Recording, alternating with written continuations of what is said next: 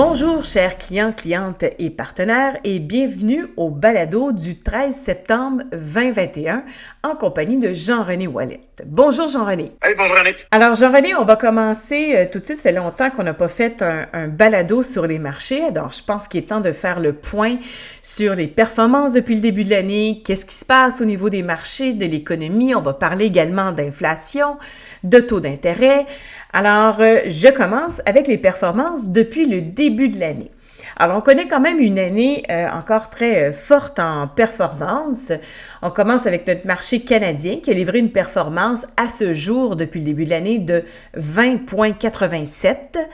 Le Dow Jones a livré une performance de 15,51 et en dollars canadiens qui représente 14,38. Le S&P 500, une performance de 19,80 en dollars canadiens, 18,62.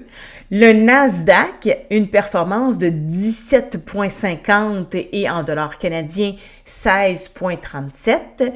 Le Russell 2000, qui sont les plus petites capitalisations américaines, une performance de 13,68 et en dollars canadiens, 12,55. Et je parle de la Chine parce que les marchés émergents ont été plus difficiles cette année. Alors, on parle d'une performance en dollars canadiens de moins 2,44. Alors, les marchés émergents nous ont tiré un petit peu plus vers le bas cette année. L'autre chose qui va tirer les performances un petit peu plus vers le bas cette année, c'est notre fameux marché obligataire qui, évidemment, dans les portefeuilles plus prudents, plus conservateurs, a une représentation plus grande, qui, lui, de son côté, a livré une performance négative depuis le début de l'année de 2,71 %. Alors, quand même, une très bonne année pour les marchés boursiers, à l'exception des pays émergents, et évidemment, une année plus difficile pour le marché obligataire. Par contre, Jean-René, dans les derniers jours, dans les 6 derniers jours, on a connu des marchés baissiers. C'est la première journée haussière depuis les 6 derniers jours. Jean-René, est-ce qu'il y a un événement particulier qui a expliqué le recul des derniers jours? Hey Annick, moi, j'en vois pas tant que ça, si on veut. Là. On a eu, je vais revenir au mois de mai, il y a un bon vieil adage qui dit « Sell in May and go away », là. Mais les gens qui ont succombé à cet adage peuvent s'en mordre les doigts aujourd'hui, là, parce que depuis du 1er mai au 31 août, le S&P est en hausse de 24 % en 2020, mais cette année seulement, c'est 8,70. Donc, les marchés ont continué de bien progresser. Tu l'as dit, les bourses ont très bien fait. Évidemment, les portefeuilles plus prudents ont souffert des progressions obligataires, mais je pense que c'est important de réaliser, là, on a déjà fait plus de 54 nouveaux sommets cette année sur la bourse américaine, 20 au mois d'août seulement. Ça fait beaucoup de nouveaux sommets, puis les marchés, c'est pas des lignes droites, là, c'est pas une ligne standard, puis on peut extrapoler dans le futur à vitam aeternam. Il y aura des périodes de fluctuation. C'est tout à fait normal. C'est tout à fait juste et normal. D'ailleurs, quand on regarde, si on devait retourner jusqu'au début des années 80, le recul moyen en cours d'année, là, quand on prend le point le plus haut d'une année puis le point le plus bas, là, en 2020, c'était du 19 février au 23 mars, la moyenne des reculs à chaque année, ça tourne autour de 14 %. Donc, moi, ce que ça me dit, 14 %, c'est juste normal. Alors, si on est un investisseur, il faut être capable de vivre avec cela. Si on n'est pas prêt de vivre avec un recul de 14, ben alors on est peut-être plutôt un épargnant. Il faut prendre d'autres mesures parce qu'on ne fera pas beaucoup de rendement. Donc, moi, je vois ça d'un point de vue assez intéressant. Mais ceci dit, on n'est pas du tout alarmé par les récentes fluctuations là, qu'on voit, puisque on a conclu une période de publication des résultats du second trimestre qui étaient très robuste. On a rehaussé les attentes de revenus et de profits pour les mois à venir. Donc, d'un point de vue de la rentabilité des sociétés, ça va bien. D'ailleurs, à ça, je dirais que cette année, tu as parlé des chiffres de la progression du S&P 500 qui étaient spectaculaires, mais depuis le début de l'année, il y a quelque chose qui grandit plus rapidement que le S&P 500, c'est-à-dire ce sont les profits du S&P 500.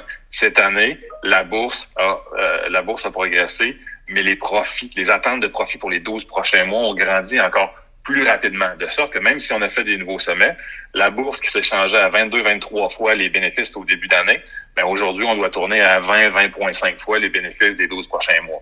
C'est pas particulièrement cheap, c'est vrai, Mais on peut pas dire que cette progression-là est uniquement le fruit de spéculateurs, puisque les fondamentaux sont au rendez-vous. L'activité économique est bonne, les chiffres d'emploi sont bons, la demande des ménages est robuste, les gouvernements dépensent eux aussi, ce qui fait que les entreprises engrangent des bons revenus, des bons profits, puis les attentes sont encore très positives.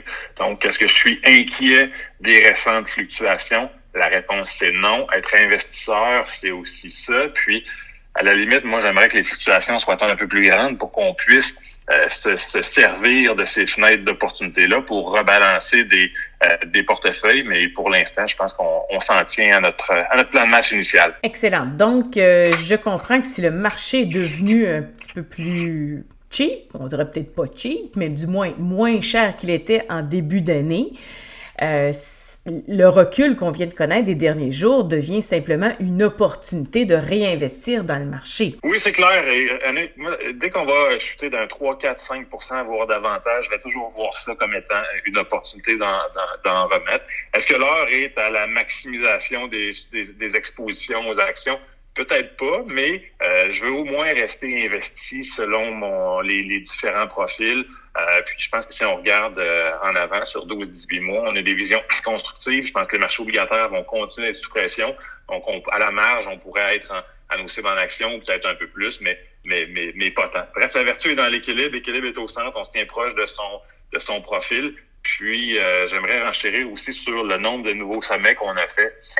C'est vrai que c'est beaucoup faire 54 nouveaux sommets dans une année, mais on ne doit pas avoir peur des hauteurs ici sous prétexte qu'on en a fait beaucoup. Au rythme où vont les choses, on pourrait atteindre jusqu'à 80 nouveaux sommets cette année. Sachez que dans l'histoire, il y a eu 2 fois où on a eu, je pense en 1955 et en 1995, je pense, qu'on avait fait 77 nouveaux sommets dans une année.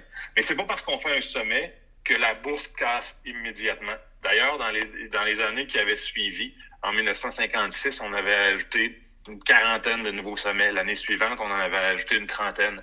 Dans l'épisode des années 95, même chose, la bourse avait engrangé les nouveaux sommets encore en 96, en 97, en 98, en 99.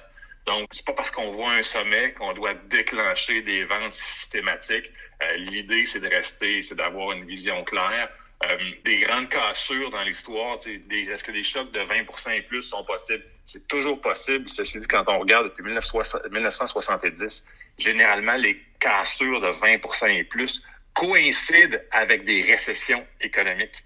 Mais aujourd'hui, pour anticiper une récession sur les 12 à 18 prochains mois, il faut être vraiment dépressif. Parce que on sait que les ménages ont accumulé de l'épargne. Le marché de l'emploi est super robuste.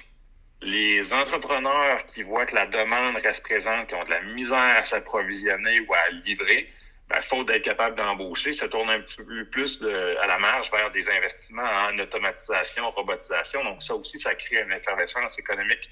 Qui plus est, je pense qu'on peut bien le sentir, il n'y a pas de gouvernement, il y a à peu près pas de gouvernement dans les pays développés aujourd'hui qui sont en mode d'austérité budgétaire. Donc quand j'ai un alignement des forces économiques que sont mon ménage, mes entreprises, mes gouvernements, ça va dire que les revenus vont être robustes, la rentabilité des entreprises devrait être robuste également, puis on n'est pas dans un contexte récessionnaire. Donc moi, dans ce contexte-là, je pense que les perspectives économiques sur 12-18 mois demeurent très limpides et puis on va continuer de progresser. Donc, est-ce que des cassures de 20%, ça pourrait nous surprendre? La réponse est toujours oui, mais c'est pas quelque chose qu'on voit diminuant. Nous, on voit un cycle qui est plutôt en continuité, qui va s'accélérer. Puis je pense que la demande, on a juste à regarder les exemples anecdotiques. Là, quand on a de la misère à s'approvisionner de certains biens, des fois on voit les délais offerts aux fournisseurs pour ce qui vient de l'étranger. C'est pas rare que ça prend 6, 12, 18 mois. Ça veut dire que la demande devrait demeurer au moins pendant ces périodes-là. Puis, on aura aussi des inventaires à rebâtir éventuellement. Ça veut dire qu'on va avoir un essor économique dans la production industrielle, manufacturière qui devrait demeurer relativement robuste. Donc, les données économiques, là, on les voit vraiment pas flancher prochainement. Bon, mais c'est que de bonnes nouvelles que j'entends. Alors, effectivement, une belle opportunité pour profiter des replis de marché quand nous en verrons. Maintenant, je vais t'amener sur un autre point qui est sur le bout des lèvres, je crois, de tout le monde, et c'est l'inflation. On voit les chiffres d'inflation qui ont augmenté, mais ils ne semblent pas augmenter au même rythme qu'on le vit dans notre quotidien, hein, que ce soit le panier d'épicerie, que ce soit le prix du gaz, que ce soit le prix des maisons, que ce soit... et en fait, j'aimerais ça que tu nous parles un petit peu justement de cet écart-là, Jean-René, mais aussi de, est-ce que c'est une inflation qu'on va vivre à plus long terme? Est-ce que c'est une inflation qui est temporaire? J'aimerais t'entendre à ce niveau-là. Mais qu'est-ce que l'inflation est temporaire ou à long terme? Ma réponse, ça va être probablement les deux. Évidemment, on a commencé à parler beaucoup d'inflation au printemps lorsqu'on a vu les bons spectaculaires des prix du bois, par exemple, le prix des 2x4, etc. Ceci dit, dans l'Ouest canadien, on a même déjà recommencé à ralentir les cadences de production parce que le prix du bois a implosé de 75-80% depuis les sommets du mois de mai. Donc, cette inflation-là, dans certains biens, elle tend à disparaître. Puis c'est là où il faut faire attention. L'inflation au niveau du prix des biens. En avril 2020, le pétrole s'échangeait momentanément en dessous des 0 $, à prix négatif, mais disons sur le mois, il était à 20 $. Aujourd'hui, on est à 70. C'est sûr qu'année sur année, ça donne un gros chiffre de progression. Sauf que les économistes, eux, ils regardent en avant, puis on va dire, si l'année prochaine, le pétrole reste à 70 $, ben c'est stable, puis de l'inflation, il n'y en a plus. Okay? Donc, au niveau du prix des biens, c'est souvent comme ça. On a vu, c'est sûr, en pointe en hiver 2019, je pense, le prix du chou-fleur était allé à 8 piastres du chou-fleur.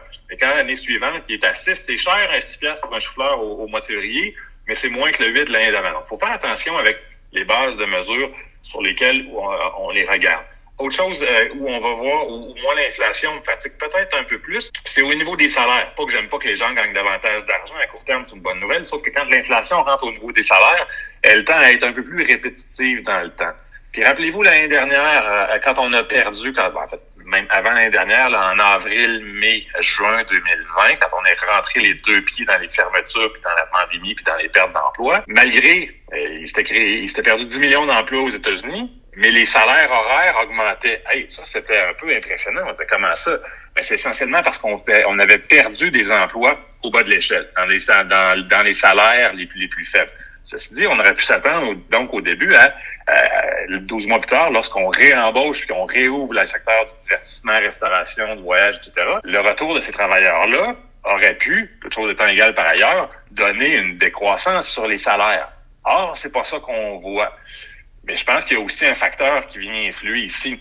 Je sais que c'est pas un restaurateur qui a de la misère à trouver un nouveau serveur ou un nouveau plongeur ou un nouvel employé. J'ai tous les restaurateurs qui cherchent le même type d'employé en même temps, alors qu'il y a encore des mesures d'aide fédérales qui gardent des gens à la maison de manière un peu plus prolongée.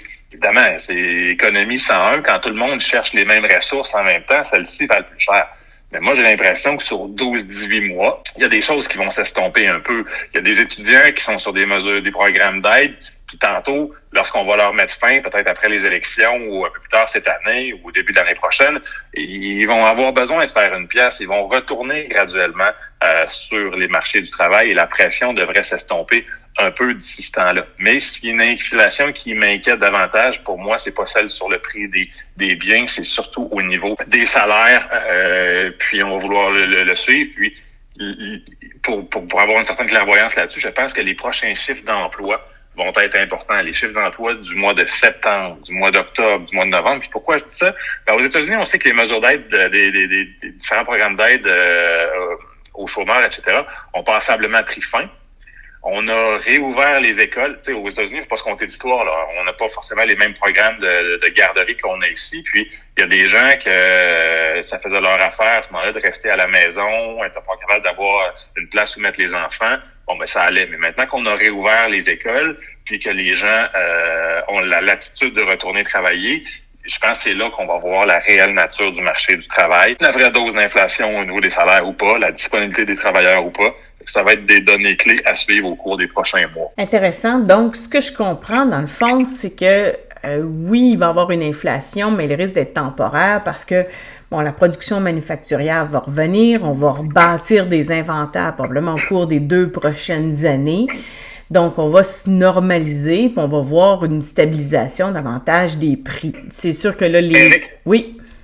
et en même temps, dans les pays développés, dans les 30 dernières années, on n'a à peu près jamais réussi à créer de l'inflation de manière durable. Pas au Japon, pas en Europe, pas en Amérique du Nord. Nos chiffres d'inflation, des fois, il y a eu des petites périodes où ils ont excédé 2, 3, 4% sur un mois, sur un trimestre. Mais sur l'ensemble d'une année, l'inflation moyenne depuis 30 ans en Amérique du Nord, elle doit être autour d'1,5%. Quand on va être dans un mode post-COVID, on va retourner à notre potentiel économique. Le potentiel de croissance économique devrait ressembler à ce qu'il était auparavant. Parce que le potentiel économique, on peut faire des grosses équations d'économistes si on veut, mais le potentiel économique, c'est essentiellement deux choses. Est-ce que j'ai du monde pour travailler? Puis est-ce que je les rends plus productifs? Or, on connaît très bien notre démographie. On est une population vieille et vieillissante qui grandit pas tant que ça. Puis, est-ce qu'on a rendu nos travailleurs plus productifs? Pas beaucoup, là, non plus. Donc, notre potentiel de croissance économique avant la pandémie tournait aux environs d'1,5, 1,75 en Amérique du Nord. Il sera pas plus haut après. Là, on a des périodes de friction, de turbulence, d'ajustement qui sont requis. Ça va prendre 12, 18, 24 mois. Mais ensuite, je pense qu'on va tendre vers ce rythme de croissance-là. Puis, l'inflation devrait, elle aussi, revenir dans des eaux un peu plus standards. Excellent. Merci, Jean-René. Pour faire un lien avec justement l'inflation, on sait que le rôle de la Banque du Canada est de maintenir l'inflation entre 1 et 3 %. Alors, dans cette optique-là où on ne s'inquiète pas particulièrement de l'inflation, est-ce qu'il faut croire qu'on ne devrait pas vivre une très grande hausse des taux? Annick, de notre côté, on s'attend à une hausse très modeste des taux. C'est rare qu'on voit les gens faire, dans les banques centrales, faire la même erreur 2 fois de suite. On se rappellera de ce qui s'est produit lorsqu'en 2005, 6, 7, on a augmenté les taux d'intérêt trop rapidement, trop haut. Ça en est suivi une crise déflationniste assez importante qu'on a nommée la grande crise financière. Les Européens, suite à ces événements-là, ont décidé que ça allait tellement bien en Europe qu'ils ont réaugmenté les taux d'intérêt en 2010. Ils ont été les premiers à le faire pour se précipiter dans la crise des dettes périphériques en Europe parce que le coût du crédit avait trop augmenté et c'était difficile pour ces joueurs-là. M. Powell, à la tête de la Réserve fédérale américaine, avait voulu augmenter lui aussi ses taux directeurs assez rapidement dans les années 2018-2019. En 2018, en fait, M. Trump, on se rappellera qu'il n'était pas content du tout. Et M. Powell a eu à rebrousser chemin. Les bourses et les actifs n'aimant pas ce qu'ils voyaient. Donc, c'est clair que éventuellement il y aura des hausses du taux directeur, mais on verra rendu là. Pour l'instant, il n'y a rien de télégraphié cette année. Potentiellement des premières hausses de taux au Canada. Le gouverneur l'année prochaine, le gouverneur de la Banque du Canada nous a dit la semaine dernière qu'il allait d'abord stabiliser la taille du bilan de la Banque du Canada et qu'éventuellement, il regarderait pour augmenter les taux directeurs. Donc, on va pas attendre de tout réduire, de ramener la taille du bilan à un niveau plus faible, mais ça viendra. Mais pour nous, c'est clair que les grandes banques centrales qui ont essayé pendant 30 ans de générer de l'inflation de manière durable et qu'ils n'y sont pas arrivés, je pense qu'on va être très prudent dans le prochain cycle de hausse pour ne pas venir faire déraper cette reprise économique là suite au choc que nous avons eu. Donc, on conclut en disant hausse de taux, pas pour cette année, peut-être l'an prochain, mais ce seront des hausses de taux très modérées. On parle d'une inflation qui potentiellement pourrait être temporaire. Quand on parle de temporaire, c'est probablement sur une période de 2 ans. Donc, c'est pas une inflation qui est inquiétante à long terme. On parle d'opportunités continues à investir dans le marché boursier, marché qui devrait continuer à nous livrer des performances intéressantes, alors que ça risque d'être plus difficile du côté du marché obligataire. Alors, Jean-René, merci pour ces commentaires et puis on se retrouve en fait dans un mois pour notre discussion, notre prochain balado sur les marchés. Alors, merci beaucoup Jean-René et bonne semaine à tout le monde!